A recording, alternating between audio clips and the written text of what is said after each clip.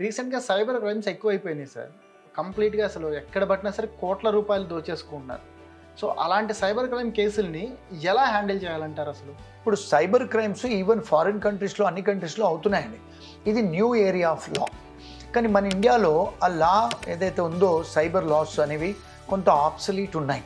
అంటే అవి కొంత వీళ్ళు రిఫార్మ్ చేయాలి పార్లమెంట్లో. రెండోది ఈవెన్ పోలీసు వాళ్ళకు కూడా సరి అయిన ట్రైనింగ్ లేదండి. దేని ఇన్వెస్టిగేట్ చేయాలి, ఎలా ఇన్వెస్టిగేట్ చేయాలి, సైబర్ నేరగాన్ని పట్టుకోవాలంటే ఇప్పుడు అమెరికాలో FBI ఒక సపరేట్ వింగ్ అండి, సైబర్ క్రైమ్ వింగ్. అందులో పనిచేసే వాళ్ళు పోలీసు వాళ్ళంతా సైబర్ చదువుకున్న IT ప్రోగ్రామర్స్ పోలీస్ జాబులు తీసుకుంటారు.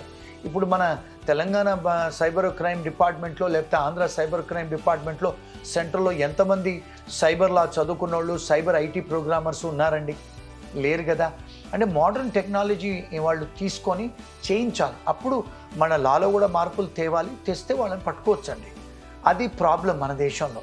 ఫారిన్ కంట్రీలో వాళ్ళు ఏం చేస్తారంటే సైబర్ లా చదువుకున్న లాయర్లని, సైబర్ లా చదువుకున్న పోలీస్ వాళ్ళను, ఫోరెన్సిక్ లా చదువుకొని ఫోరెన్సిక్ ఇన్వెస్టిగేషన్ చదువుకున్న వాళ్ళను, సైబర్ లాలో ఫోరెన్సిక్ చదువుకున్న వాళ్ళని హైర్ చేస్తారు వాళ్ళు. ఇక్కడ కూడా చేస్తే మనం అవి సైబర్ నేరస్తులను పట్టుకోవచ్చు. మనం దాన్ని కొంత కంట్రోల్ చేయొచ్చు మన దేశంలో.